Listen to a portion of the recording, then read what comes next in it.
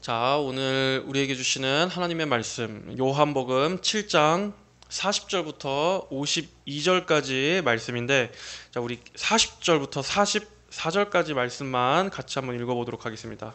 요한복음 40절부터 44절, 시작.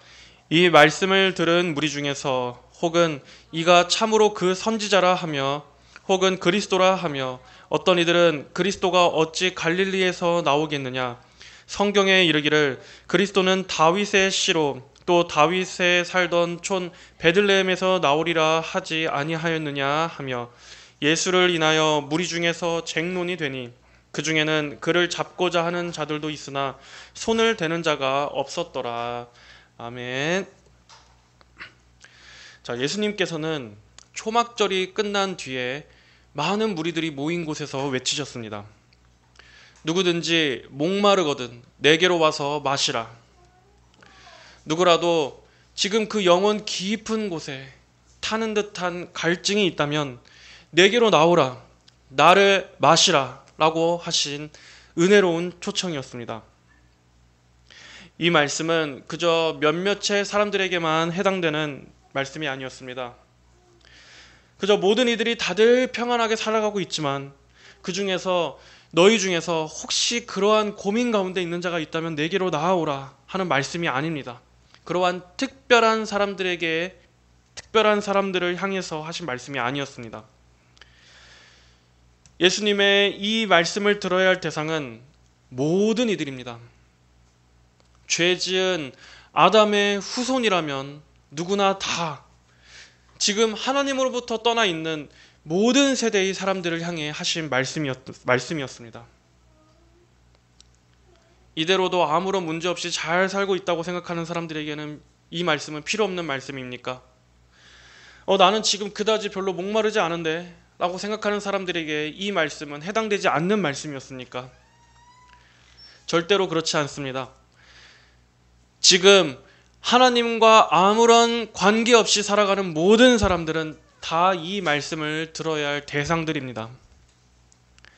지금 예수님을 믿고 있지 않는 사람들은 누구나가 다 생수의 근원이 되시는 하나님으로부터 끊어져 있는 상태이기 때문에 그들은 그리스도를 마셔야만 영원히 살 수 있습니다. 아마 예수님의 이 말씀의 의미를 바르게 깨달은 사람들에게는 이 말씀은 가장 은혜로운 말씀이었을 겁니다.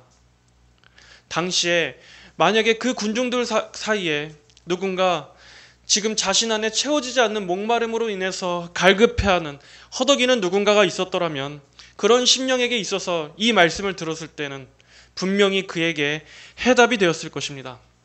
그래, 내가 저분께로 나아가자. 저분은 내게 영원히 목마르지 않는 물을 주실 수 있는 분이야 하고 즉시 예수님 앞으로 나아갔을 것입니다. 그러나 아이러니하게도 예수님의 이 말씀을 들은 뒤에 군중들의 반응은 어땠습니까? 43절에 예수를 인하여 무리 중에서 쟁론이 되니, 성경은 예수님의 이 초청을 들었던 수많은 사람들이 예수님의 이 말씀을 듣고 주님 앞에 믿음으로 나와서 고백했다고 기록하지 않고 오히려 예수님 때문에 이 무리들 가운데 쟁론이 일어났다고 말씀하고 있습니다. 쟁론. 이들 가운데 서로 의견이 다투고 분열이 일어났다는 겁니다. 예수님의 사역은 항상 이렇게 쟁론을 불러일으켰습니다. 예수님의 공생의 사역 내내 항상 예수님께서는 수많은 사람들의 의혹과 반대에 부딪히셨습니다. 사람들은 예수님의 말씀에 담긴 깊은 영적인 의미, 가장 본질적인 구원에 대한 의미는 곰곰이 생각해 보지 않고 늘 이런 식의 반응으로 맞섰습니다. 물론 우리는 누군가가 어떠한 메시지를 전할 때 반드시 그 말씀의 진위 여부를 냉철하게 따져봐야 합니다. 당연히 지금 그 말이 참인가, 진리인가 하는 여부를 생각해 봐야 합니다. 하나님의 말씀에 과연 저 말이 지금 일치하고 있는가 하는 것을 따져보는 것은 아주 현명한 태도입니다. 하지만 지금 이 군중들의 반응은 믿음에서 나온 태도이기라기보다는 예수님에 대한 무지와 반대에서 나온 반응입니다. 하나님의 말씀을 따져보는 신중한 분별력에서 나온 것이라기보다는 그들의 영적인 혼미함과 불완전한, 불확실한 지식에서 나온 반응이었습니다. 만약 그들이 지금까지의 예수님의 말씀을 진지하고 신중하게 그들이 믿었던 구약의 예언들과 한번 비추어 봐서 잘 살펴봤다면, 그렇다면 그들은 예수님께서 하신 모든 말씀이 단 한 번도, 단 한 말씀도 성경과 불일치한 말씀이 없었다라는 것을 깨달았을 것입니다. 예수님께서 하신 모든 말씀은 참이라는 것을, 그리고 예수님 그분은 언제나 하나님의 말씀에 일치된 말씀을 하셨다라는 것을 그들은 인정할 수밖에 없었을 것입니다.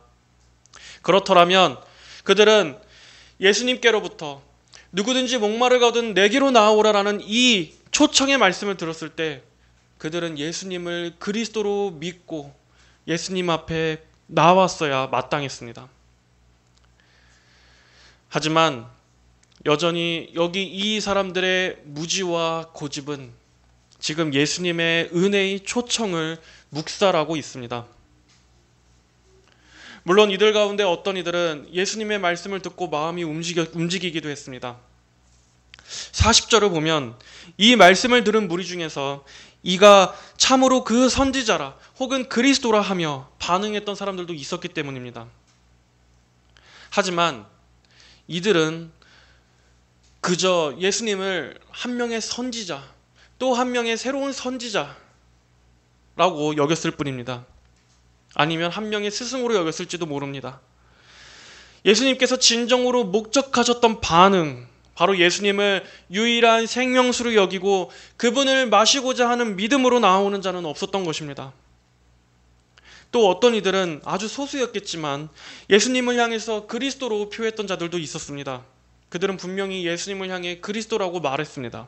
하지만 곧바로 반대 의견에 부딪히고 맙니다. 41절 하반절에 어찌 갈릴리에서 그리스도가 나오겠느냐? 이렇게 예수님의 말씀은 항상 말씀하실 때마다 많은 논쟁과 논란을 불러일으키셨습니다. 하지만 그 원인은 예수님께 있지 않습니다. 하나님의 말씀에 있지 않습니다. 여러분, 왜 항상 말씀은 사람들로 하여금 분쟁을 유발합니까? 왜 참된 진리는 항상 사람들로 하여금 반대에 부딪힙니까? 그 원인은 하나님께 있는 것이 아닙니다. 이 말씀에 있는 것이 아닙니다. 바로 인간의 영적인 어둠에 있는 것입니다. 죄로 타락해서 어두워진 인간의 영적인 우둔함, 그것이 바로 말씀으로 인해 분쟁이 일어나게 되는 근본적인 원인입니다.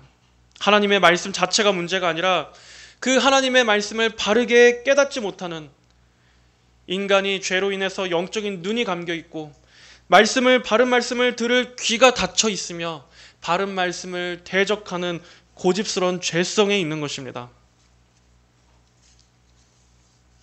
사람은 위기를 감지할 때 깨어납니다. 예를 들어 경제적인 위기든 또는 재난의 불길한 징후들을 발견했을 때 이렇게 사람은 자기 앞에 다가오는 어떠한 그러한 위기를 미리 감지할 때 사람은 민첩해지게 되고 경각심을 갖게 됩니다. 그런데 왜 인간이 자기의 영혼이 멸망에 처할 위기 앞에서는 왜 잠들어 있습니까? 왜 영원한 지옥과 심판은 비웃습니까? 어떻게 모든 이들에게 반드시 닥치는 이 가장 중요한 영적인 재앙의 문제 앞에서는 코웃음을 칠까요? 그것은 바로 그 영혼이 죽어 있기 때문입니다. 영적으로 죽어 있어서 하나님의 생명의 말씀을 들을 그 기능이 죽어버렸기 때문입니다. 성경은 분명히 경고했습니다. 죄의 삭슨 사망이라고, 그리고 죽음은 죄의 대가로서 이 세상에 들어온 것이라고 증거하고 있음에도 불구하고, 그리고 모든 사람은 다 죄로 범죄해서 하나님의 영광에 이르지 못한 상태라고 말씀함에도 불구하고 사람들은 그것을 전혀 자기의 위기로 생각하지 않습니다. 자기의 영혼이 지금 가장 심각한 위기, 가장 심각한 영적인 재앙 앞에 있다는 것으로 전혀 여기지를 않습니다. 사람은 그렇습니다. 뉴스와 다큐멘터리에서 이 지구의 기후 위기는 걱정하면서도 정작 자기의 영혼, 자기 자신에게 지금 임해 있는 하나님의 진노와 심판, 영원한 지옥으로의 멸망에 대해서는 무감각합니다. 그리고 오히려 그러한 심판주의신 하나님은 없다라고 말합니다. 성경은 바로 그러한 자들을 어리석다라고 말하고 있습니다. 너희 어리석은 자들은 어리석음을 좋아하며 거만한 자들은 거만을 기뻐하며 미련한 자들은 지식을 미워하니 어느 때까지 하겠느냐? 나의 책망을 듣고 돌이키라. 보라, 내가 나의 신을 너희에게 부어주며 나의 말을 너희에게 보이리라. 내가 부를지라도 너희가 듣기 싫어하였고 내가 손을 펼지라도 돌아보는 자가 없었고 도리어 나의 모든 교훈을 멸시하였으며 나의 책망을 받지 아니하였은즉 너희가 재앙을 만날 때에 내가 웃을 것이며 너희에게 두려움이 임할 때에 내가 비웃으리라. 너희의 두려움이 광풍같이 임하겠고 너희의 재앙이 폭풍같이 이르겠고 너희에게 근심과 슬픔이 임하리니 그때에 너희가 나를 부르리라. 그래도 내가 대답지 아니하겠고 부지런히 나를 찾으리라.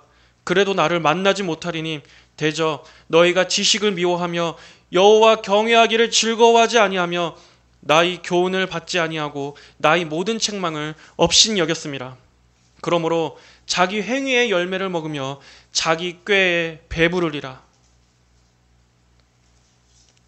여러분, 성경은 분명히 말씀하고 경고했습니다. 사람은 이 하나님의 말씀을 들어야 삽니다. 하나님 앞에 교만한 거야말로 인간이 정말 가장 자기 주제를 모르는 것입니다.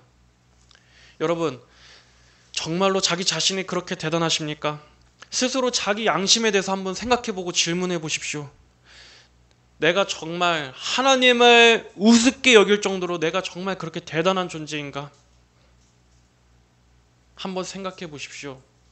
내 인생 하나도 내가 주도적으로 이끌지 못하는 내가 모든 세상을 다스리시고 모든 인생을 다스리시는 그 하나님을 우습게 여기고 만만하게 여길 정도로 나는 정말 그렇게 내가 대단한 존재인가를 한번 생각해 보십시오.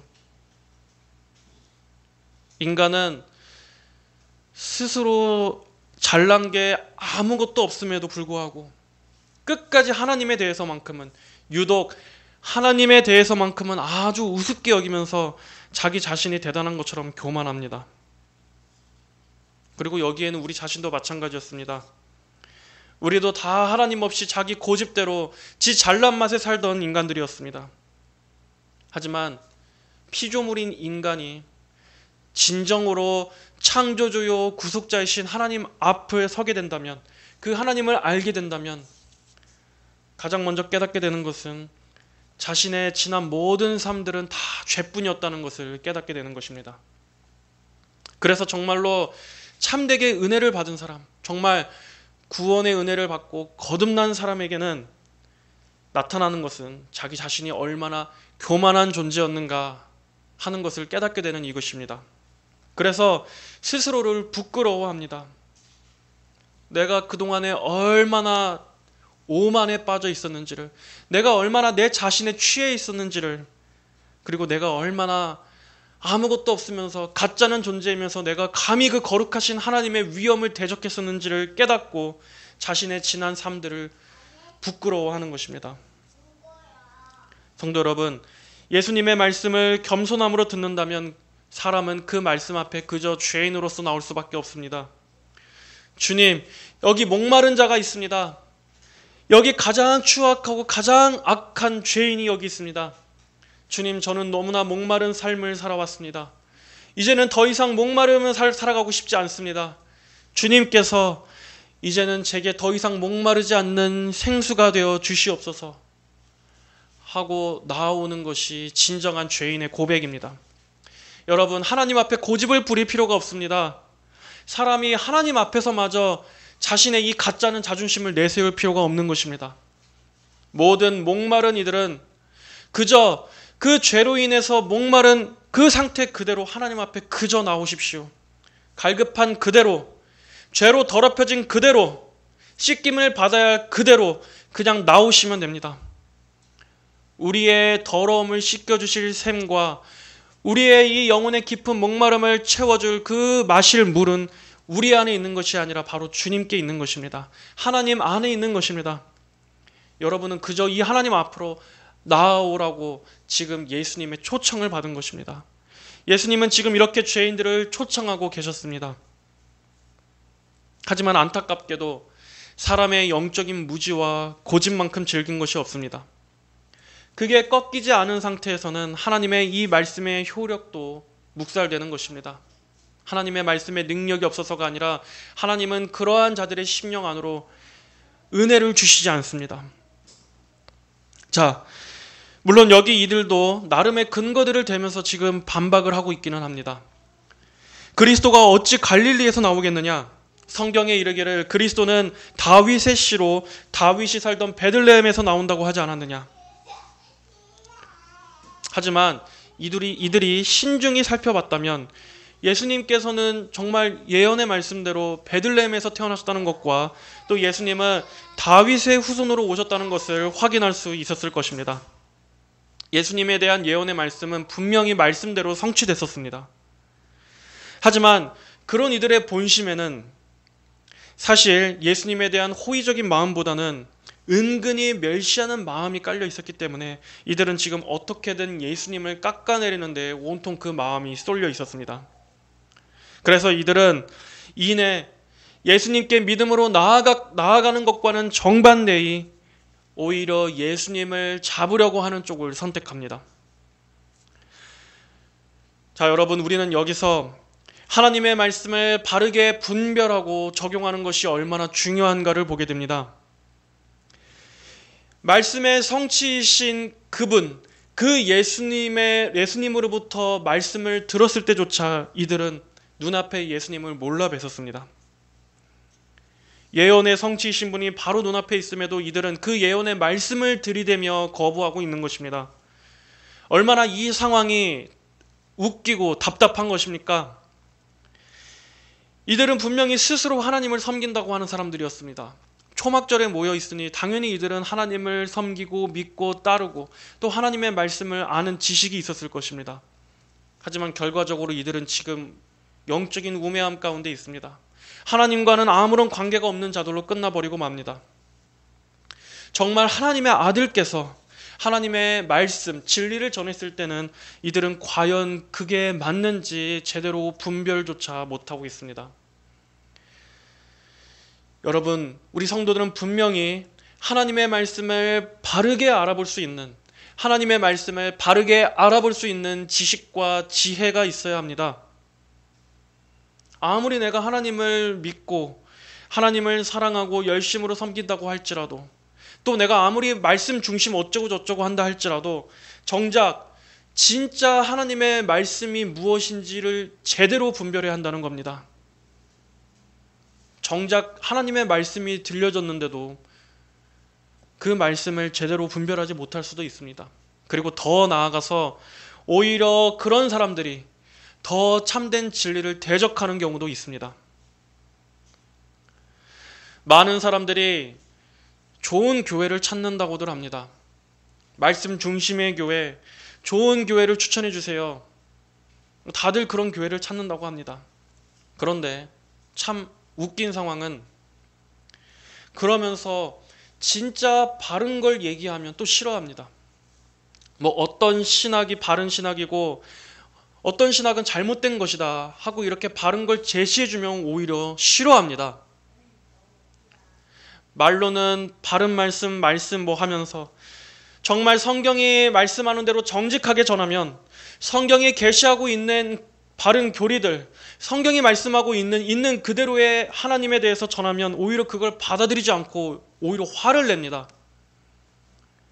보통 그런 경우에는 참된 성도라면 어떠한 태도를 가져야 합니까? 과연 그것이 하나님의 말씀에 비추어서 그러한가를 신중하게 살펴보고 상고해야 하지 맞지 않습니까? 그런데 사람은 오히려 자기의 고집, 자기의 감정, 자기가 믿고 있던 주관적인 신앙이 오히려 더 기준이 돼서 역으로 바른 진리를 튕겨내고 거부합니다. 아니, 하나님은 사랑의 하나님이신데 어떻게 진노와 저주에 대해서 그렇게 말할 수 있느냐? 하나님의 심판에 대해서 그렇게 말할 수 있느냐? 자꾸 듣기 불편하게 왜 자꾸 죄나 저주에 대해서, 지옥에 대해서 말하느냐 하고 온갖 반대를 합니다. 그러면서도 말씀 위주, 바른 말씀, 말씀 중심의 설교 어쩌고 저쩌고 찾고 있습니다. 저는 그런 걸 볼 때마다 아니, 도대체 이 사람들이 정말 바른 말씀을 진정으로 원하기는 하나? 정말 이들이 진짜 간절하게 진리를 원하기는 하는 건가? 그리고 설령 바른 말씀이 전해진다 해도 이들이 과연 뭐가 바르고 그른지를 제대로 분별이나 할 수 있기는 한가? 라는 그런 생각이 듭니다. 좀 냉소적이 됩니다. 지난주에도 무슨 선교사라고 하는 어떤 그 사람의 그 큰 일이 터졌죠. 저는 뭐 여기서 굳이 어떤 그 개인의 개인적인 윤리적인 죄 이런 거에 대해서 말하고 싶진 않습니다. 뭐 그 사람의 죄에 대해서 얘기하려고 지금 이 얘기를 말씀을 하고 있는 게 아닙니다. 어차피 그런 걸로 따지자면은 뭐 한도 끝도 없고 뭐 우리 자신도 각자 종류만 다를 뿐 우리도 다 같은 어차피 죄인이기 때문입니다. 제가 그거보다 인상적으로 느낀 것은 제가 말씀드리고자 하는 것은 바로 그 이슈에 대한 사람들의 반응이었습니다. 사람들의 댓글을 보니까 뭐 그동안에 정말 그 말씀을 은혜롭게 듣고 정말 하나님의 사람이라고 굳게 믿고 있었는데 그래서 정말 하나님의 일들을 한다고 생각해서 거기 선교단체에 열심히 후원도 하고 있는데 어떻게 이렇게 배신할 수가 있느냐? 마지막 시대에 정말 깨어있는 말씀이라고 생각했는데 어떻게 뒤에서는 이렇게 배신할 수 있느냐 그러더라고요. 근데 사람들이 하나는 알고 둘은 모릅니다. 사람들이 하나만 알고 정말 더 중요한 본질적인 문제는 몰라요. 여러분, 원래 그 사람의 가장 본질적인 문제는 그 단순히 겉으로 드러난 윤리적인 죄, 뭐 타락 이런 게 아니라 바로 그 사람의 신학에 있습니다. 그게 가장 본질적이고 근본적인 문제, 더 심각한 문제입니다. 단순히 윤리적인 문제 이전에 더 큰 문제는 이미 그 사람의 신학부터 애초에 잘못되어 있었다는 거, 바로 그겁니다. 근데 사람들은 그 부분에 대해서는 별로 심각하게 생각하지 않고 있습니다. 그런 관점에 대해서 얘기를 해도 별로 그건 중요한 게 아닌 것처럼 그렇게 여겨요. 그거부터가 이미 오늘날 사람들에게 있어서 얼마나 사람들이 성경에 무지하고 바른 신학에 관심이 없고 말씀을 분별하는 거에 대해서도 얼마나 무지한지에 대해서 드러나는 겁니다. 여러분, 그 사람이 전한 내용이 대단한 게 아닙니다. 전형적인 극단적인 이 세대주의 종말론을 베이스로 깔고 여러 가지 뭐 신사도 사상에다가 은사주의에다가 또 거기다 요즘 사람들이 솔깃하는 이런 국제 정세, 한반도의 미래, 뭐 애국 이러한 것들로 잘 버무려 갖고 근데 사람들은 그걸 추종해요. 마치 기존 교회에서는 들을 수 없는 새로운 걸 전하는 것처럼 깨어있는 말씀인 것처럼 무슨 선견자인 것처럼 그렇게 그 사람을 추종하고 있습니다. 하지만 여러분 한번 성경에 비추어서 한번 생각해 보십시오. 과연 거기에 진짜 진정한 말씀이 있었는지를 말씀으로부터 이끌어내는 성경적인 교훈들이 있었는지를 그리고 거기에 정말 참된 구원의 지식이 있었는지를 참된 복음이 있었는지를 그저 마지막 때의 징조들을 놓고 이러한 시대의 세대의 징조들을 막 분별하는 것 같지만 전혀 새로울 것이 없습니다. 그러한 것들은 믿지 않는 그냥 이 세상의 책들만 봐도 널린 겁니다. 요즘에 유튜브에도 얼마나 많이 그런 게 많습니까? 유대 금융 세력들이 이 세상의 경제를 어떻게 지배하는지, 어떻게 통치하는지, 그리고 2020 몇 년도에 앞으로 전 지구적으로 어떠한 재앙이 임할 건지, 경제적인 위기, 자연의 위기, 전쟁의 위기, 이러한 것들 얘기 너무나 널려 있습니다. 앞으로 세계가 어떻게 재편될 거고, 신세계 질서고, 프리메이슨이고, 일루미나티고, 글로벌리스트고, 시온 의정서고, 이러한 것들은 이제 너무나 널려 있어서 별 특별할 것도 없습니다. 오래전부터 있어 왔던 겁니다. 물론 저 역시도 그런 걸 그저 그냥 다 싸그리 음모론이다라고 도매급으로 취급하는 건 절대 아닙니다. 저도 그러한 것들에 많은 관심을 갖고 있고 또 주시하고 있고, 그러한 것들에 대해서도 또 나름대로 저도 잘 알고 있습니다. 하지만 제가 말씀드리고자 하는 것은 그것이 사역자의 주된 사역이 돼서는 안 된다라는 말이에요. 말씀을 전하는 자가 그거를 가장 강조해서 가르치는 내용이 그러한 내용이 되어서는 안 된다라는 겁니다. 사역자들은 그런 걸 전하라고 부르심 받은 게 아닙니다. 일반 성도들이 듣기에는, 평신도들이 듣기에는 뭐가 문제인지 모르죠. 그 안에 어떠한 신학적인 사상을 베이스로 깔고 있는지, 그러한 내용들이 그 안에 어떠한 신학적인 기조를 갖고 그러한 설교를 하는지 사람들은 분별을 못합니다. 듣기에는 솔깃하죠. 막 미래를 예측하는 것 같고 경각심을 들게 하는 것 같고. 하지만 여러분, 설교자들은 그러한 것들을 전하라고 부르심을 받은 존재가 아닙니다. 그게 과연 우리 설교자들이 전해야 할 복음입니까? 설교자들이 강단에서 외쳐야 할 복된 소식입니까? 하나님께서 성경을 통해서 계시하신, 정말 하나님께서 성경을 통해서 우리 영혼들에게 주시고자 하시는 복음의 메시지는 없고, 삼위일체 하나님의 구원의 교리, 하나님의 그 영광에 대해서, 십자가의 도에 대해서는 없고, 오히려 그런 것들을 계속 접하다 보면 은연중에 복음, 성경의 핵심적인 귀한 이 보배로운 진리들에 대해서는 오히려 은연중에 멀어져 버리게 만듭니다.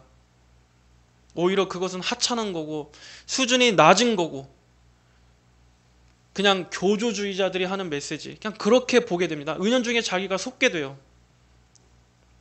그래서 온통 이 시대의 징조만 찾아다니고 말세의 징조만 찾아다니고, 그게 온통 설교의 주를 이루는 그러한 교묘한 미혹이 그 안에 있다는 겁니다.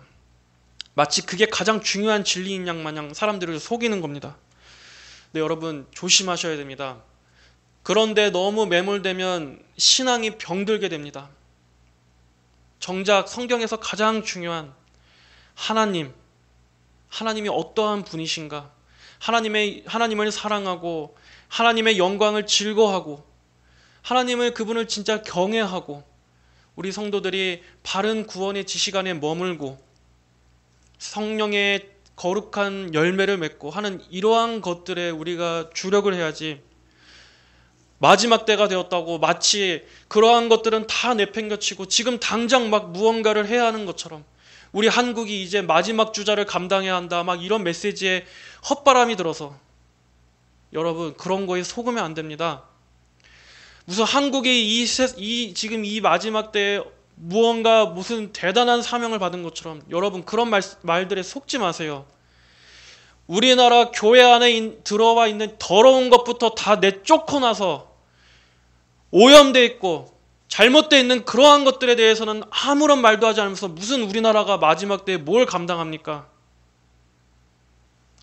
바른 신학적 관점에서 들으면 그런 거 다 정말 웃긴 얘기입니다. 얼마나 이 사람들로 하여금 헛된 망상을 부추기는 얘기인지, 정말 하나님의 바른 지식 안에 머물면 그런 게 얼마나 허황된 건지를 알 수 있습니다.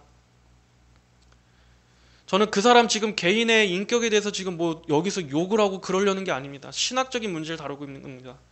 강단 앞에 서서 자기가 무슨 직통 계시 받은 거, 자기가 무슨 하나님으로부터 음성을 들은 것들을 겁도 없이 두려움도 없이 말하고,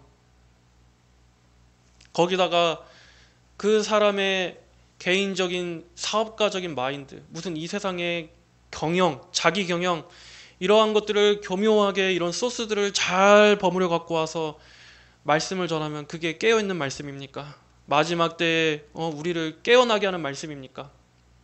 근데 사람들은 그걸 분별을 못합니다. 그래 놓고서 무슨 그 사람을 신봉하고 추종하고, 그러면서 또 나중에는 또 뒤에 속아갖고 또 어쩌고 저쩌고.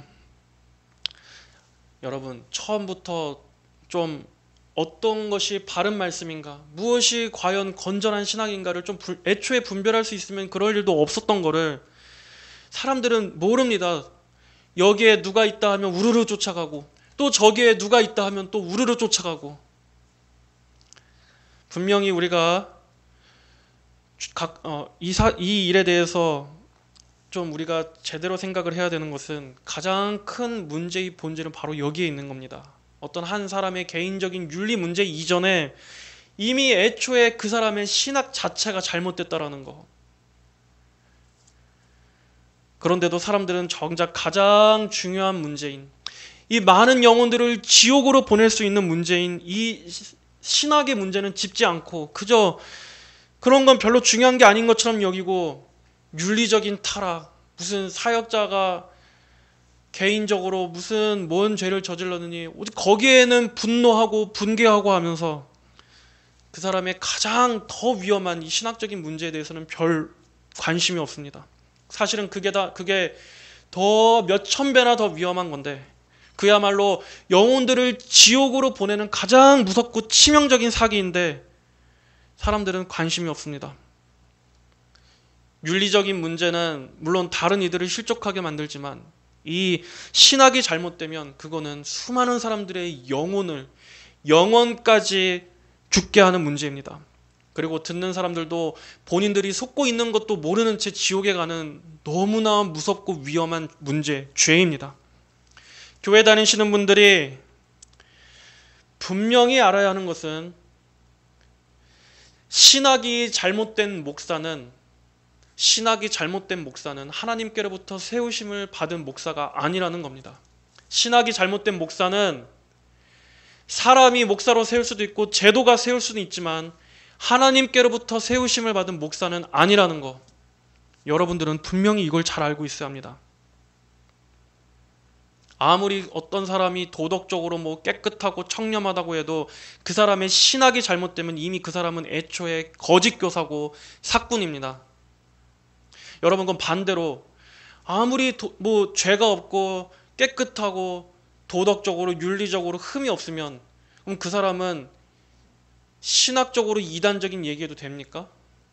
그 사람의 윤리적인 문제만 흠잡을 게 없으면 강단에서 많은 사람들한테 지옥 가게 하는 설교해도 됩니까? 자, 그런데 참 문제는, 그러면은 무엇이 바른 신학입니까? 해서 칼빈주의 신학이 바른 신학입니다, 칼빈주의 신학이 가장 성경적인 신학입니다 하면은 또 거기에서는 또 이제 또 반발을 합니다. 정작 칼빈주의 신학이 뭔지도 제대로 모르면서, 그건 그냥 칼빈이 만든 거 아니냐, 그것도 교조주의 아니냐 하고 또 어디 인터넷에서 여기저기 떠돌아다니는 그러한 잘못된 것들을 또 주워들고, 또 거기에 또 반발을 하고, 또 자기의 주관적인 생각과 주관적인 신앙관과 자기 본인 생각을 또 똘똘 뭉쳐갖고 또 무조건 거부부터 하고, 그런 일들이 계속 항상 발생합니다. 그래서 사실 저는 이번 일에 대해서 저는 사실 강단에서 그런 얘기 논하고 싶지도 않지만, 그거 보면서 느낀 게, 사실 사역자의 윤리 타락 이런 거에 대해서라기보다는 그냥 사람들의 반응을 보면서 솔직히 사역자로서 정말 좀 기운이 빠집니다. 정말 이렇게들 우매한가? 정말 이렇게들 분별력이 없을까? 한쪽에서는 마치 원래는 훌륭하게 바르게 사역을 하고 있던 사역자였는데 잠깐의 유혹으로 인해서 실족한 거다, 이런 관점으로 봐요. 그러니까는 다 이래요. 목사님 힘내세요. 목사님 회복하시길 기도하겠습니다. 다윗처럼 회개하시고 다시 사역의 자리에 나오세요. 한쪽에서는 이러고 있습니다. 그리고 또 다른 한쪽에서는 오로지 그냥 불륜이니 횡령이니 하는 그 죄만 그냥 쥐잡듯이 잡고 있고. 근데 제가 볼 때는 이 둘 다 근본적으로 가장 중요한 문제의 본질을 보지 못하고 있는 거예요. 아니, 애초에 이러한 사고가 없었어도 이미 그 사람은 신학적으로 잘못된 사람이라니까요. 그 하나만으로도 그 사람은 가장 치명적인 죄입니다. 어쨌든 이 전하는 자가 가장 우선적으로 전하는 자가 바르게 전하는 것도 정말 가장 우선적으로 중요한 문제지만 똑같이 듣는 사람들도 뭐가 맞는지 그른지를 잘 분별할 수 있는 바른 지식이 있어야 한다는 것도 똑같이 중요합니다. 뭐가 바른 말씀이고 뭐가 하나님의 말씀인지 뭐가 거짓의 미혹의 메시지인지를 잘 분별할 수 있어야 합니다. 그러한 성경적 교리적 소양을 갖추고 있어야 하는 것이 성도의 의무입니다. 의무입니다. 의무. 여러분, 무지한 것도 죄입니다. 말씀을 바르게 알지 못해서 속는 것도 죄고 말씀을 바르게 알려고 하지 않는 것도 죄입니다. 그리고 그것 때문에 지옥에 가는 것도 본인의 죄입니다. 자, 45절 말씀을 보겠습니다. 45절. 하속들이 대제사장들과 바리새인들에게로 오니 저희가 묻되 어찌하여 잡아오지 아니하였느냐. 이 유대 종교 지도자들에게 지금 이 말씀이 중요한 것이 아닙니다. 예수님의 말씀은 아무것도 중요한 게 아니었습니다. 이들은 이미 눈이 멀어버렸기 때문에 예수님의 말씀이고 뭐고 그저 예수님을 잡아들이기에만 바쁩니다. 하석들이 대답하되 그 사람의 말하는 것처럼 말한 사람은 이때까지 없었나이다 하니 바리새인들이 대답하되 너희도 미혹되었느냐. 아니, 정작 미혹된 건 자신들이면서도 지금 이 바리새인들은 여전히 자기는 정당하다고 스스로 착각하고 있습니다. 이 하석들은 예수님의 가르치심의 권위 앞에서 두려워했었습니다. 그래서 예수님을 잡을 수가 없었습니다. 예수님의 말씀 앞에는, 그분 앞에서는 사람이 감히 범접할 수 없는 압도적인 권위가 있었기 때문입니다. 하지만 그럼에도 이들은 예수님의 권위보다는 지금 이 종교 지도자들, 사람의 권위를 더 두려워했다는 것을 알 수 있습니다. 왜냐하면 그럼에도 이들은 바리새인과 제사장들 앞에서 그들 아래 그대로 속해 있기 때문입니다. 거기에 그대로 머물러 있기 때문입니다. 만약 이들이 예수님을 진정 구주로 알았더라면 이 사람들은 예수님 앞에 회개했어야 마땅하죠. 예수님 앞에 엎드렸어야 했습니다. 하지만 예수님으로부터 범접할 수 없는 그 권위의 두려움만 느꼈을 뿐 그분 앞에 회개하진 않습니다. 신앙을 고백하진 않습니다.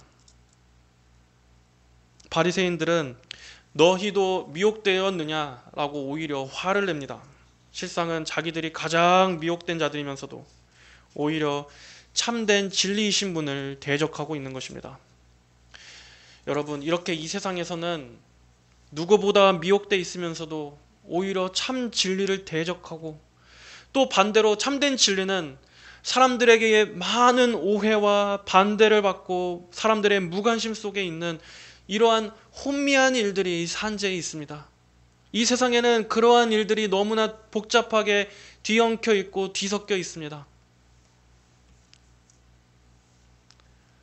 거짓을 말하고 사람들을 미혹하는 자가 더 진짜처럼 행세하고 오히려 참된 진리는 사람들로부터 아무런 관심과 아무런 인정을 받지 못하고 오히려 사람들의 홀대와 그러한 멸시를 받는 이러한 일들이 이 세상에 너무나 가득하고 뒤엉켜 있는 것입니다.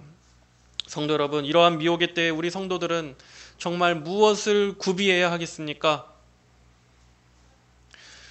정말로 우리가 성경의 가르침을 바르게 알아야 할 필요가 있는 것입니다.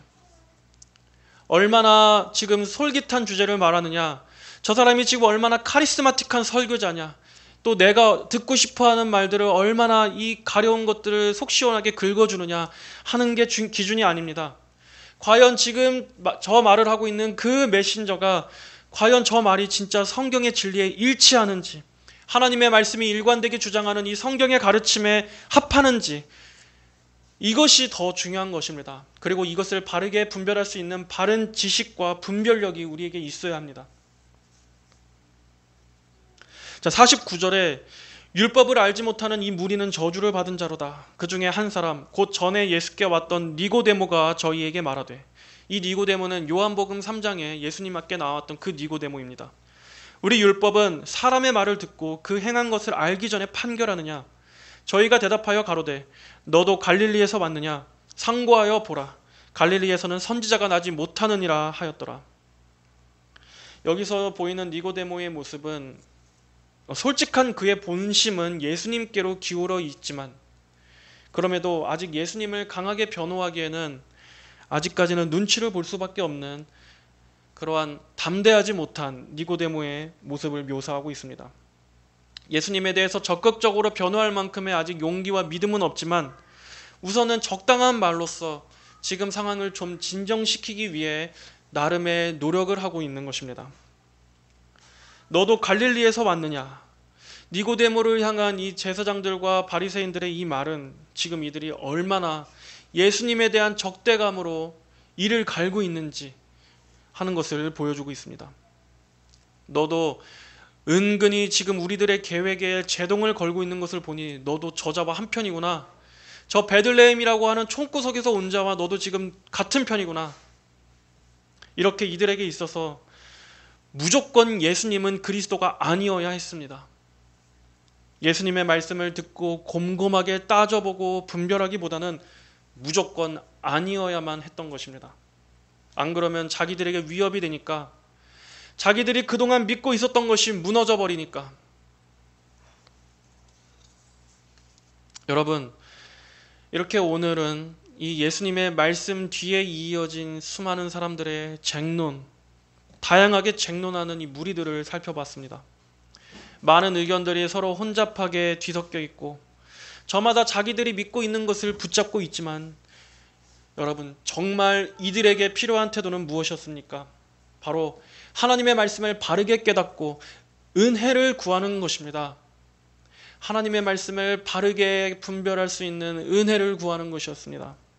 그리고 정말 그 말씀이 참된 진리라면, 그분께서 정말 약속하신 그 오신 그리스도시라면, 그렇다면 그들은 자기의 모든 생각과 고집을 다 꺾고 버리고, 그리고 설령 지금까지 자기가 믿고 있었던 것이 그것을 진리로 여겼다 할지라도 그것이 잘못된 믿음이었다면 그들은 그리스도 앞에 엎드려야 했던 것입니다. 하지만 이들은 그렇지 않았습니다. 겉으로는 이들이 가장 중요하게 여겼던 가치가 하나님이고 하나님의 말씀이 이들의 가장 중요한 기준인 것처럼 행동했지만 실상은 자기가 믿고 있는 바를 말씀보다 더 위에 두었던 것입니다. 말씀보다 자기의 생각이 더 위에 있었던 겁니다. 이들에게 정말 긴급하게 요구됐던 자세는 예수님 앞에서 지금 이렇게 쟁론하고 있는 것이 아니라 바로 예수님께 자기의 영혼의 목마름을 해결해 주시기를 구하며 나아가는 것입니다. 사실 이것이 가장 중요한 겁니다. 그러나 이 지독한 죄인들의 고집 앞에서, 이 뿌리 깊은 영적인 어두움 앞에서 예수님의 은혜로운 초청은 묵살돼 버리고 맙니다. 정작 가장 중요한 구원의 메시지는 뒤로 제쳐져 버리고 맙니다. 여러분, 오늘날 이 시대는 영적으로 아주 혼미한 시대입니다. 혼탁한 시대입니다. 그리고 예수님께 대한 참된 갈급함도 사라져버린 시대입니다. 그러나 성경이 진정으로 전하고자 하는 말씀, 성경이 진정으로 전하고자 하는 이 말씀에 우리가 바르게 주목하고 분별한다면 여러분, 거기에 구원이 있습니다. 거기에 참된 소망을 발견할 수 있습니다. 오늘날 우리에게도 예수님께서는 누구든지 목마르거든 내게로 나와서 마시라라고 말씀하고 계십니다. 이렇게 예수님의 말씀은, 예수님의 이 선포는 선명하고 분명합니다. 하지만 복음을 가리는 수많은 잡음들 때문에 예수님의 이 말씀이 지금 묵살되고 있습니다. 여러분, 예수님의 이 구원의 메시지를 가리는 수많은 잡음들, 참된 진리를 가리는 가짜 거짓 교리들에 미혹되지 마십시오. 여러분의 시선을 그런 데 뺏기지 마십시오. 그러다 정작 가장 중요한 영생을 보지 못할 수도 있습니다. 예수님의 이 말씀, 이 구원의 초청을 듣는데 귀를 기울이십시오. 여기에 초점을 기울이십시오. 만약 여러분이 이 군중들 가운데 있었다면, 많은 사람들의 다양한 쟁론에 귀를 기울이느라 정말 예수님의 이 외침에 대해서, 이 말씀을 놓쳐버리시겠습니까? 많은 사람들이 수많은 잡음을 쫓아 그것을 참된 진리로 여기며 따라가고 있습니다. 이 마지막 때의 징조, 이 나라의 세계 정세, 소수 엘리트 그룹이 지금 이 미래를 앞으로 어떻게 이끌어갈 것인가? 마치 그것이 진리인 것처럼, 그것이 참된 나팔을 부는 나팔수인 것처럼, 파수꾼인 것처럼 그런 사람들을 추종합니다. 하지만 여러분, 성경으로 돌아오십시오. 예수님의 외침으로 돌아오십시오. 지금 예수님께서 외치시는 말씀이 무엇인가? 과연 무엇이 진정으로 내게 구원으로 인도해주는 말씀인가? 바로 그것에 관심을 가지고 거기에 귀를 기울이십시오. 무엇이 나를 죄와 영원한 사망으로부터 건져내주는 말씀인가? 나를 천국의 영생으로 향하게끔 하는 메시지가 무엇인가? 그것을 잘 분별하시기 바랍니다. 마지막 때의 징조를 아무리 파고 아무리 분별해도 예수님하고 인격적인 영생, 인격적인 구원이 없을 수 있습니다, 여러분. 그러한 것들을 잘 분별할 수 있는 지혜를 구하시기 바랍니다. 그리고 그것을 판별하는 기준 역시도 나의 주관적인 체험, 내가 믿고 있는 신앙관, 내가 우리 교회에서 들었던 그러한 것이 아니라 정말 성경이 강조하는 것, 정말 하나님의 말씀이 뭐라 하시는가, 역사적이고 정통적인 신앙 고백과 신조 위에서 바르고 건전한 성경의 해석과 말씀에 세워진 그러한 말씀을 듣고 배우십시오. 그것을 기준으로 하여 모든 것들을 분별하시기 바랍니다. 이 모든 것들에 항상 우리가 바른 진리를 따를 수 있도록 지식과 지혜의 영이신 성령님의 은혜의 도우심을 항상 기도하며 의지하십시오. 영혼의 구원이 가장 중요한 것입니다. 하나님께 집중하게 하는 설교, 사람이 아닌, 사람을 높이게 하는 것이 아닌, 사람에게 매력을 느끼게 하는 것이 아닌 우리 삼위일체 하나님의 영광으로 향하게끔 하는 그러한 말씀을 잘 분별하십시오. 영적으로 혼미한 이 시대에 미혹되지 않고 하나님을 아는 바른 지식을 추구하는 우리 모든 성도 여러분들이 되시기를 주님의 이름으로 간절히 축복합니다. 다 함께 기도하시겠습니다. 하나님 아버지, 감사합니다. 아버지, 저희에게 참된 하나님의 말씀을 분별할 수 있는 지식과 지혜를 허락하여 주시옵소서. 하나님께서 성경에서 말씀하시고자 하시는 가장 중요한 내용들은 너무나 뚜렷하고 선명한데 아버지, 그 하나님의 말씀을 혼잡하게 하는 많은 이들이 너무나 사방 도처에 가득한 시대입니다. 그리고 사람들은 그러한 말씀들을 진리로 여기고 사람을 추종하고 거짓된 것을 따르며 그것을 옳다고, 거기에 참이 있다고 많은 것들을 신봉하며 따르고 있습니다. 하지만 하나님의 바른 말씀은 오히려 더 이 시대에 정말 인기가 없고 관심이 없고 묻혀져 있는 그러한 너무나 안타깝고 너무나 한심하고 답답한 상황입니다. 하나님, 그러나 내 양은 내 음성을 듣는다고 말씀하셨습니다. 성경에서 말씀하는 하나님께서 정말 우리에게 주시고자 하시는 바른 성경의 메시지를 전하는 자들이 더욱더 많아지게 하여 주시고, 또 듣는 이들 역시 하나님 지혜를 허락하여 주시고 분별의 은혜를 허락하여 주셔서 무엇이 정말 우리에게 구원의 말씀이고 무엇이 우리에게 죄 용서와 영생을 가져다주는 말씀인지를 바르게 분별하고 듣고 또 잘 가늠할 수 있는 그러한 지혜를 허락하여 주시옵소서. 이 혼미한 때에 하나님께서 정말 하나님의 말씀만을 듣고 따르는 그러한 신실한 성도들을 지켜주시고 많은 이들의 귀와 마음을 열어주시기를 간절히 구합니다. 감사드리며 살아계신 예수님의 이름으로 기도하였습니다. 아멘.